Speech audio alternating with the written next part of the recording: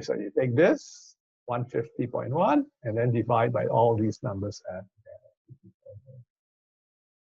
Okay, so that should be stuck in your head now. You should be able to remember that quite clearly.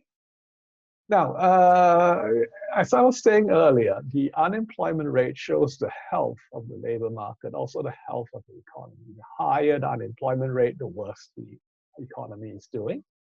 And apart from the fact that the economy is doing badly when unemployment is high, unemployment also has certain economic costs that it makes the economy work less well when the unemployment rate is high. And what are these costs? Well, firstly, there's lost opportunities, right? People who are not working, who could be working, they could be producing value, they could be, producing goods and services for the citizens, but they're not if the unemployment rate is higher. So lost wages, lost production. Then for the government, there's also losses in taxes because you collect income taxes. If people are working, you don't collect income tax, so lost taxes. And also increased social welfare payments because when people are not working, in many countries, the government will support them with social welfare payments or unemployment insurance, various types of payments, so that the government has to pay those out. And also, economists have found that when the unemployment rate goes up or when people become unemployed, then they become less good workers in the future. Somehow we economists don't really understand why, but the statistics show that people who have been unemployed in the past get lower wages in the future, are less productive in the future, are more likely to become unemployed in the future. So somehow being unemployed itself damages the quality of the worker. So it might have something to do with psychology or maybe loss of training, loss of working time. We're not really sure. So those are the economic costs. There are also psychological costs, of course, to being unemployed. You can just reflect if you are working, you think of yourself as let's say you think of yourself as an accountant, you think of yourself as an economist, or you think of yourself as a computer science programmer, and then you become unemployed and you sit at home, you have nothing to do.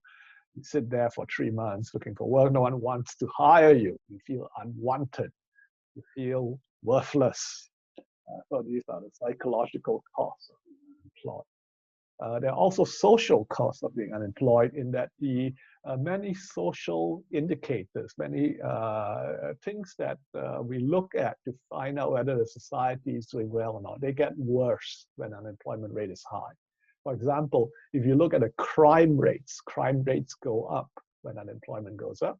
If you look at things like divorce rates, domestic fights, domestic violence, murders, they all get worse when the unemployment rate goes up. So there's a stress, psychological stress, drives people to do things. So all types of social problems get worse when the unemployment rate is high. So in general, economists are in favor of trying to keep the unemployment rate low for all these various reasons. And governments as well. Governments really want to keep the unemployment low.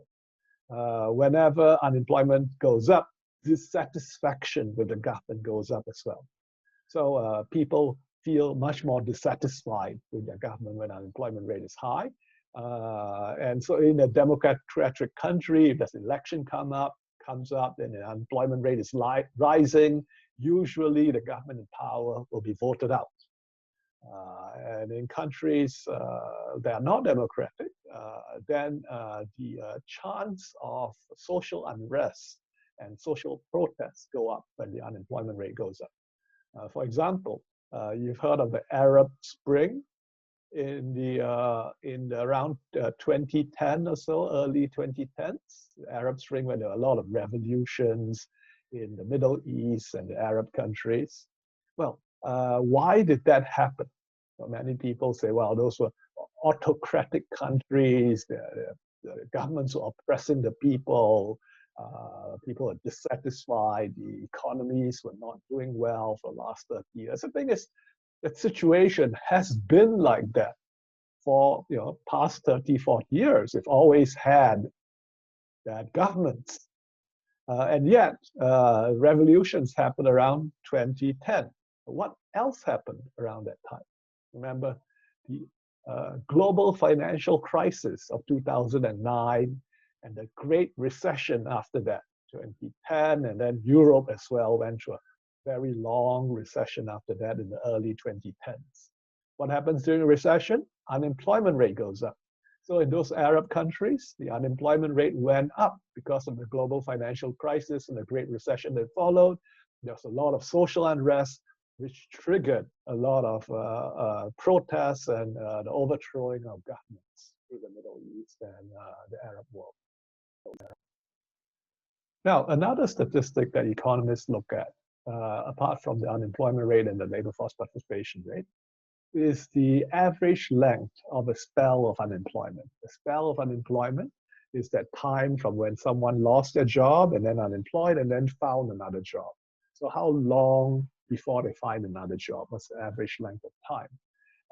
If that is long, then that has a big negative impact on the society. But if people find a job relatively quickly, that is the average length of a spell of unemployment is short, then there are actually not that many negative effects.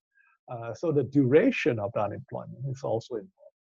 Now, this is from January 2008. That's just right before the start of the financial crisis. So this is during the normal time. You can see that about 1/3 of the people find a job within maybe 1.5 months or so. And then another 1/3 of the people find a job within about maybe 3 months or so. The problems come with these people, what we call the long-term unemployed, who lose their job and then can't find a job even after 3 months. So that's where most of the social problems arise. So short-term unemployed, there are people who become unemployed and then quickly after that their condition of being unemployed stops. Usually they stop being unemployed because they found a new job. And if that's the case, then the economic costs are low. Now, it's also possible that people leave the workforce. If they do that in response to becoming unemployed, we call them a discouraged worker. That is, they remain without a job, but they stop looking for work. So they become not in workforce. Discouraged workers, this situation of people becoming discouraged workers, and bias the labor force statistics. I'll talk about that in a while.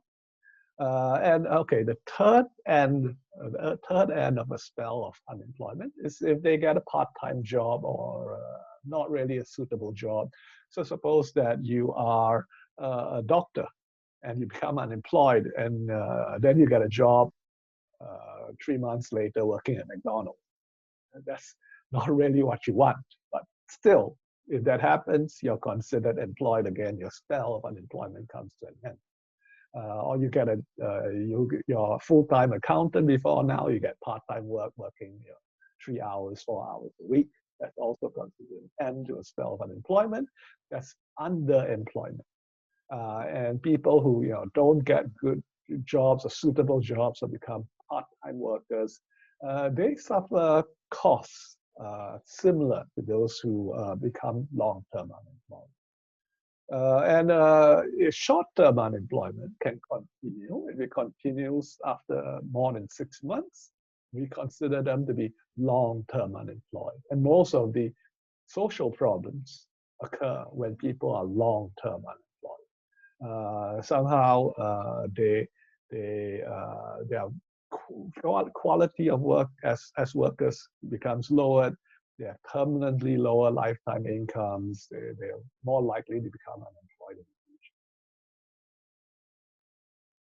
So I was saying that this situation of discouraged workers can bias the labor force statistic.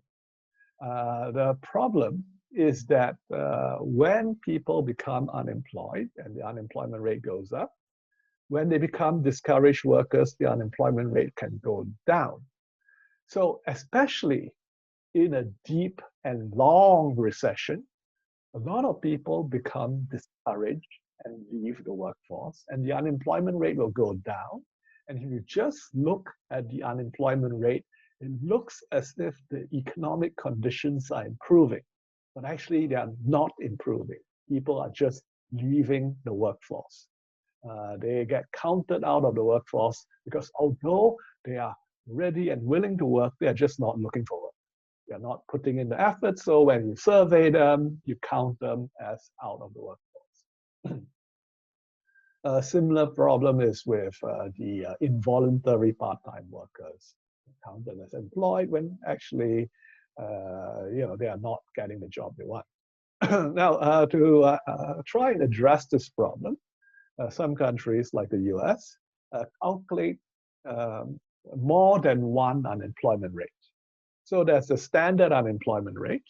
And then in the US, they also calculate the discouraged and involuntary part-time workers unemployment rate. That's, you include the unemployed plus discouraged workers plus involuntary part-time. And you add that and you get a higher unemployment rate.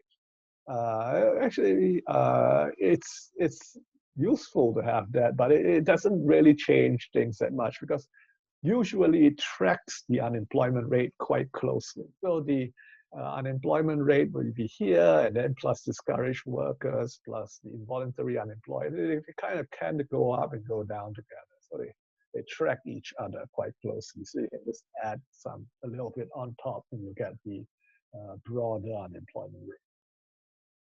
Okay, so I was talking about how the unemployment rate becomes biased downwards during long recessions because people become unemployed. And these charts here show us this situation.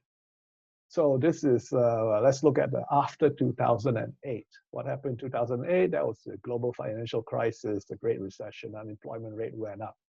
And if you look at just the unemployment rate, you can see the unemployment rate starts to go down quite quickly afterwards. Within a few years, it's gone down a lot. However, the reason it's gone down so quickly is because people were leaving the workforce and they were becoming discouraged workers.